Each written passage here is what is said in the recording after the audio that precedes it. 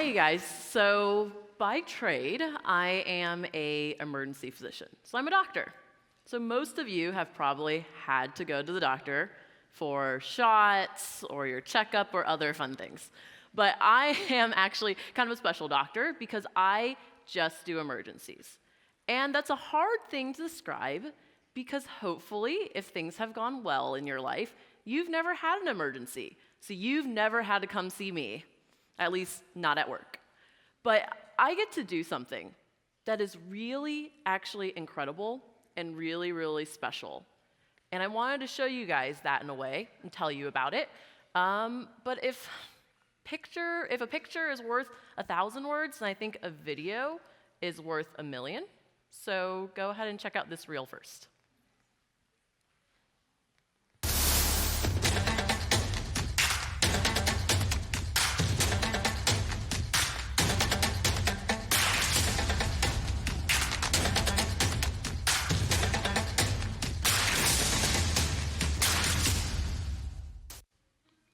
So, not bad. This is actually a reel from one of the TV series that I do. And to be honest, being a doctor in real life or being a doctor on TV, real life is definitely crazier. Because here's what I get to do. I already told you I get to save lives, but I get to do cool procedures, play with cool tools, I get to cut things open, I get to stitch them closed. You can see which part I like a little bit more. And I get to meet really fascinating people. So I take care of people like you or me, like regular people, but I see celebrities if they come in. I see politicians, I see actors, I meet people from exotic countries with exotic languages I've never heard of. And I get to do it in all sorts of places too. Like we're based out of the hospital in the emergency room, but we're also the doctors that are working sporting events. So we're there at marathons, triathlons. We're there on the field at big football games, other sporting games.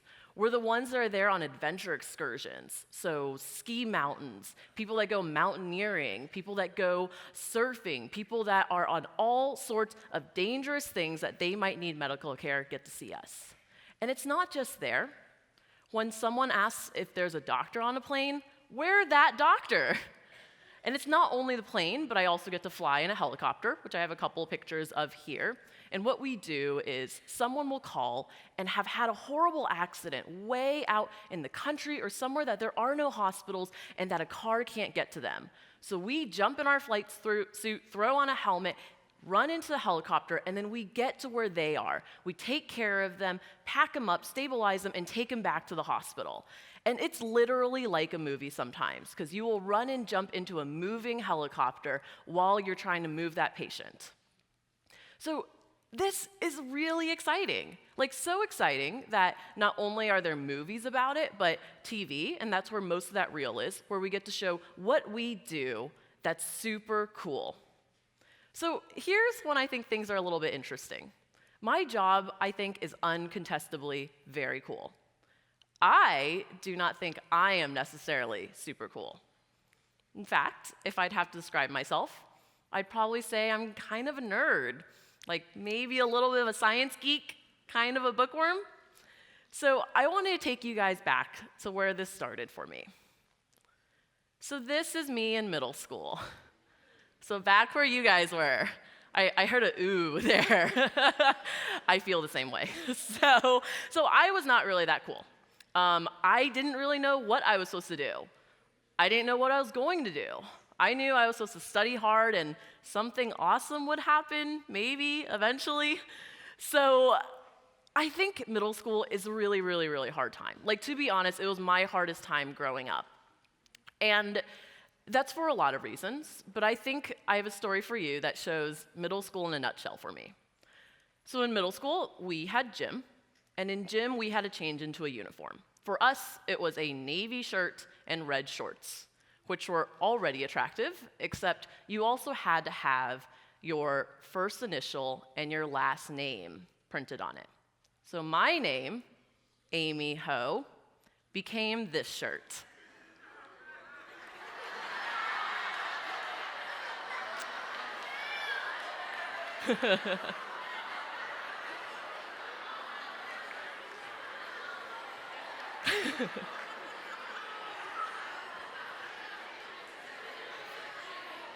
It gets better.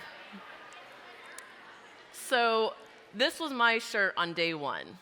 After a few washes, the period after the A fell off. So I can let you think what that looked like. So this was truly middle school for me. Tears, torment, hating gym. I didn't want to wear that stupid uniform. So here's what I did. I kept coming up with excuses as to why I couldn't participate. I would sprain an ankle, then I would sprain a knee, then I would sprain a wrist.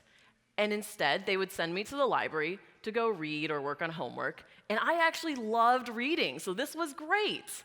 Except the coaches caught on pretty fast, and I think I ran out of joints to sprain, so they made me go to gym. And instead of really participating, I would go in the outfield or the sidelines or the bleacher and keep doing what I wanted to do, which at the time was reading. Because I'm sure many of you feel this way about your classes. They can make you go, but they can't make you like it. So all was not lost, though, because while I was sitting in the outfield watching baseballs go over my head, not really sure if I was supposed to catch them, and certainly with no ability to go try to catch them, I was out there reading. And I was reading about things that ultimately made a huge difference in my professional career. They were about things that drove me, that really inspired me, that got my creative juices flowing. I was reading about things like adventure, about things like science and innovation, about things like resilience and strength. I was reading about things that became the parts and the building blocks of my future career. And that definitely did not make me cool, sitting in the field reading instead of playing with the baseball. That definitely made me a huge nerd. But that's not a bad thing. So let's talk about being a nerd a little bit. Here is the definition of a nerd. Nerd, noun. So Merriam-Webster calls it one slavishly devoted to intellectual or academic pursuits.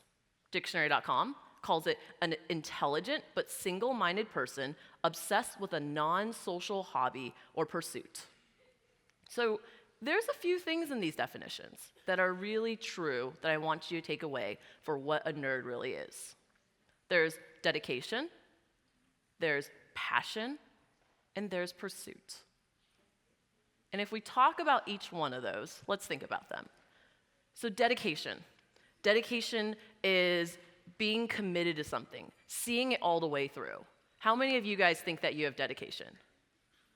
It's like only some of the hands, come on. Classes, grades, completing a homework assignment, all dedication.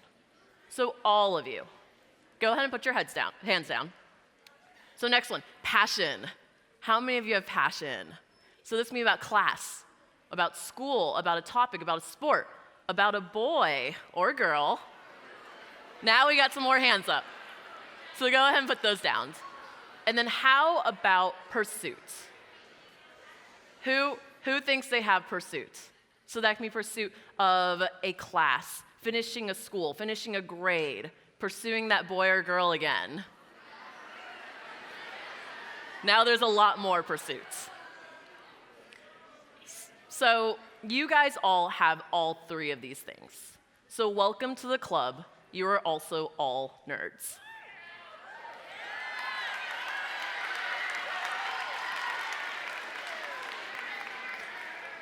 And I don't think I have to work too hard to convince you, but so are all of your role models. Think about your favorite athlete, sports nerd. Think about your favorite singer. They were probably a choir nerd. Think about your favorite actor. They were definitely a theater nerd. And your parents, your teachers, all of your speakers here, nerds. So there is a concept in business, and it's called the 10,000 hours concept. And what that is that you have to spend 10,000 hours to perfect and master a skill. 10,000! So if you spent all 24 hours of a day not sleeping, not eating, not drinking, not going to the bathroom, 24 hours of the day working on one skill, it would still take you over a year to hit that 10,000 hours. But that's what it takes, and that's what nerdiness is. And that's the hard work and dedication and passion and pursuit that goes into being a nerd. It's that 10,000 hours. And in being a nerd, you know that you're investing in yourself and know that a payoff will come. You're cultivating a skill and a talent that you can take with you anywhere in life that you go. And nerdiness is ultimately creating the building blocks that let you do whatever you want to do in life. And there's really nothing cooler than that. So I want you all to be proud of your inner nerd. I want you guys to realize that it's what makes you special and it's what makes you succeed. And I want you to know that no matter what, to not let anyone, not yourself, not your friends, not your bully, not your dumb gym shirt, keep you from embracing your inner nerd. Thank you, guys.